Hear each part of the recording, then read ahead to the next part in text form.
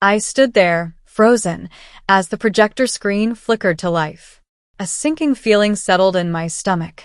Diane was grinning, eyes gleaming with malicious delight, while the guests, mostly her wealthy, judgmental friends, turned their attention to the screen. At first, I didn't understand what I was looking at.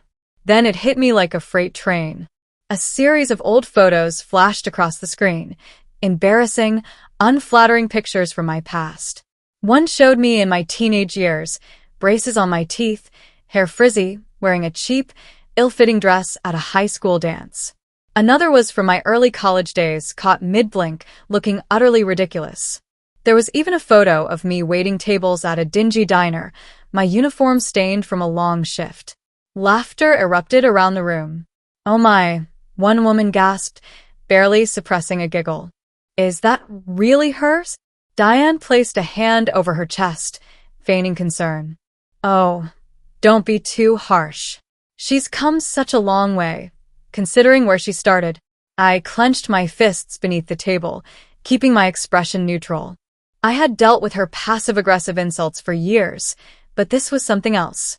She had planned this, dug up my past, and twisted it into some kind of cruel joke for her own amusement. The slideshow continued. This time, it showed fabricated documents, a fake resume listing a string of odd jobs, each one making me look more pathetic than the last.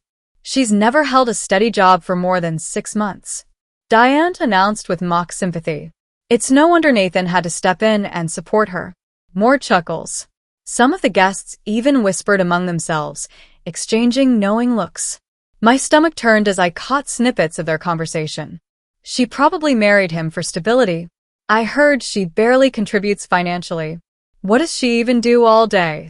I glanced at Nathan, hoping, praying, he would say something. But he only stared at his plate, jaw tight, eyes fixed downward. Not a word of protest. Not a single sign that he would defend me. I should have been surprised, but I wasn't. Diane wasn't finished. With a dramatic sigh, she clicked to the next slide. This time, it showed a large, exaggerated bill, a supposed breakdown of all the expenses she had covered for me over the years.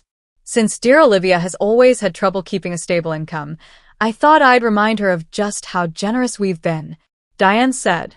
Rent, groceries, vacations, oh, and those little loans she never repaid. It really does add up, doesn't it?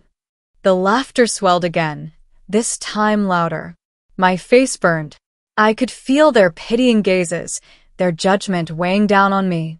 They all thought I was some helpless woman who had latched onto Nathan to escape financial ruin. They thought Diane had saved me. They had no idea who I really was. I took a slow breath, smoothing my dress as I pushed my chair back and stood. The laughter faded as I straightened my posture, lifting my chin ever so slightly. Diane looked at me with amusement. "Oh, sweetheart, don't look so upset. It's just a bit of fun." I smiled. A calm, measured smile that sent a ripple of unease through the room. "Oh, Diane," I said smoothly. "You're absolutely right. This has been fun. But now, I think it's my turn to share a little something." The air shifted. The smug expressions faded. Diane blinked. "What are you talking about?" I pulled my phone from my purse, tapped a few buttons, and with a flick of my wrist, cast my own presentation onto the projector screen. The title flashed in bold letters across the room. CEO and founder, Olivia Carter, multi-million-dollar enterprise. The silence was deafening. Gasps rippled through the room as my name glowed on the screen, paired with the unmistakable logo of my company. The same company that had been quietly climbing the ranks in the tech industry. The same company that, under an alias, had purchased and invested in several local businesses, including one very important entity Diane wasn't even aware of yet. Diane's smug expression faltered, her mouth opening and closing like a fish gasping for air. What is this?" she stammered. I turned to face the room, my confidence unwavering. "For years, I've allowed you to paint me as a failure, Diane. You assumed I was a struggling woman barely scraping by, a burden to your son." I paused, watching the realization dawn on the faces around me. "But the truth is, I built my own company from the ground up. I've spent the last 5 years expanding my business, investing, and ensuring financial security. Not just for myself, but for Nathan as well. The screen shifted to the next slide, showing my company's recent acquisitions. The numbers were staggering. Profit soaring. The very people in this room, who had just mocked me, were now gawking at the success they had never imagined I possessed. I don't understand, Diane whispered, shaking her head. Nathan never said anything about this. Because I never told him, I said simply. I let the words sink in, watching the way my husband stiffened beside me. He finally looked up, his expression caught somewhere between confusion and betrayal. You lied to me? He asked, voice barely above a whisper. I arched a brow. Did I?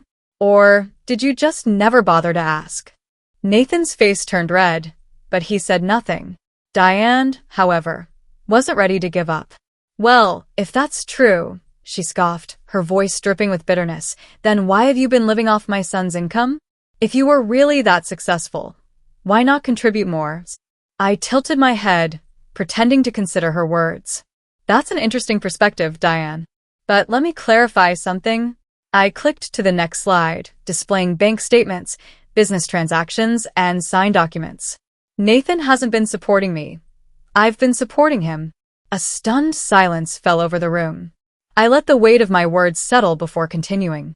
I've covered more bills than he ever knew. Paid off debts he never mentioned. Even helped him avoid financial ruin when one of his investments went south. I turned to look at Nathan, whose face had gone completely pale. Did you ever wonder why things always worked out, Nathan? Why you never faced consequences for your reckless spending?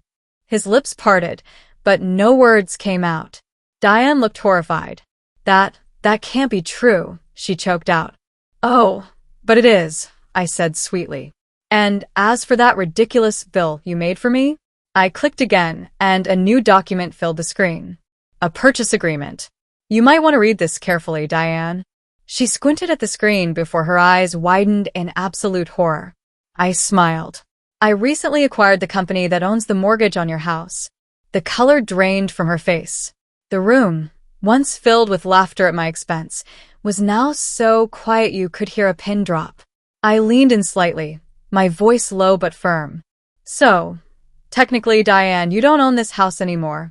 I paused for effect. I do? Diane shot up from her seat, her chair scraping against the floor. You're lying. You can't. Oh, I can. I cut in smoothly. And I did. Her hands trembled, and for the first time, there was no trace of superiority in her eyes. Just fear. My heart pounded, but I kept my expression neutral. I had spent years swallowing her cruelty, allowing her to humiliate me. But not anymore. This was my moment. And I wasn't done yet. Diane's lips trembled as she struggled to find the right words. You can't do this, she finally managed to whisper, her voice shaking. I tilted my head, feigning innocence. Can't do what, Diane? Own what's rightfully mine? I gestured toward the document on the screen. I didn't just buy the mortgage on your house. I bought the entire property management company that handles it. Which means, moving forward, every decision regarding this home. It goes through me. The room buzzed with murmurs, guests whispering behind their hands, shooting Diane looks of pity and amusement. The same people who had laughed at me moments ago now looked at her with curiosity, even judgment. Nathan finally broke his silence, his voice low and filled with disbelief. You did all of this without telling me? I turned to him, my expression unreadable. You never asked, I said simply. You, like your mother, always assumed I was a nobody, that I was lucky to have you. You never once questioned how things seemed to magically work out whenever you made a poor financial decision. I let out a soft chuckle. If you had just paid a little more attention, Nathan, you would have realized I was never the one who needed saving. His face twisted with something that looked like anger, but I saw the truth behind it. It wasn't just anger, it was humiliation. Diane's hands balled into fists. I don't care how much money you have, she spat. This is my home. You can't just kick me out. I arched a brow. Kick you out? I let the words hang in the air before smirking. Now, Diane, Where would I get such a cruel idea? Oh, wait. I clicked the projector remote again, and a new slide popped up, this time a screenshot of a text message. From Diane to Nathan. Asterisk, she'll never be good enough for this family. We need to convince her to leave. Maybe if she feels unwelcome enough, she'll give up the house too. We can't have someone like her representing us. Asterisk. Gasps echoed through the room. Diane's face drained of all color. You hacked my phone, she stammered. I let out a light laugh. Oh, Diane, I didn't need to. You were careless enough to send this message over Wi-Fi that my company owns. I shrugged. It was archived automatically. She turned to Nathan, her eyes wide with panic. Say something. She's ruining us. But Nathan just sat there, silent. For once in his life, he had no words. I exhaled slowly, feeling lighter than I had in years. I'm not a cruel person, Diane. I don't believe in revenge for the sake of revenge. I let the words settle before adding, but I do believe in consequences. Diane swallowed hard. What are you saying? I placed my phone down on the table, standing tall. I'm giving you two choices. One, you start treating me with the respect I deserve, and we figure out a way to coexist. I met her gaze, unblinking. Or two, you continue down this path, and I make things very difficult for you. Financially, socially, every way you can imagine. Diane's breathing was heavy, her eyes darting around the room as she realized how trapped she truly was.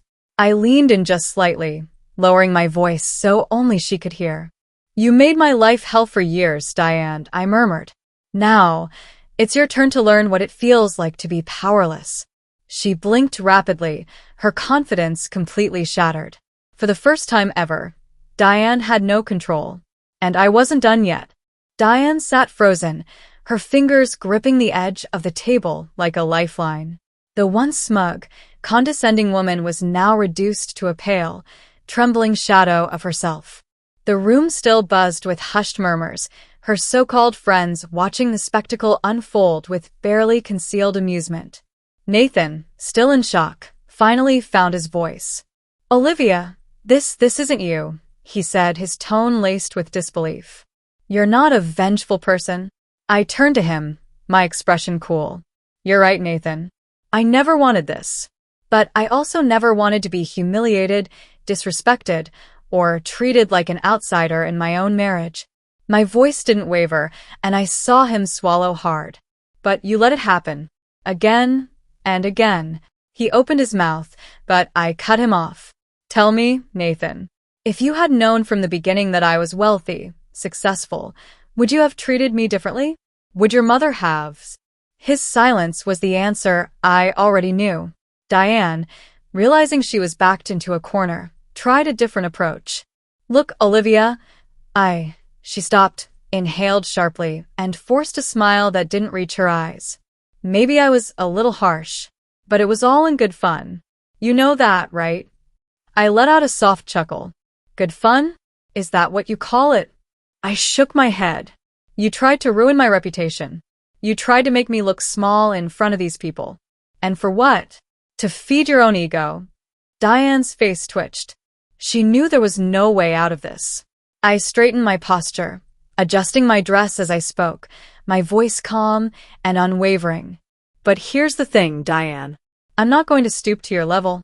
I glanced at the screen, then back at her. I won't evict you. I won't force you to grovel. I don't need to. Relief flickered across her face, but it was premature. I'll simply let the truth spread, I continued smoothly. The same way you wanted to humiliate me tonight?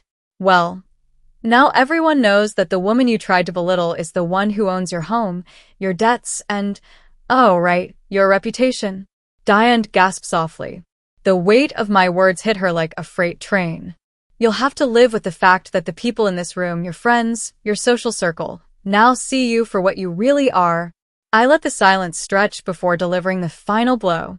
A woman so obsessed with status that she never stopped to realize she was standing on a foundation built by the very person she tried to destroy. I picked up my phone, tapped a button, and the projector screen went black. The show was over. I turned to Nathan, whose face was unreadable.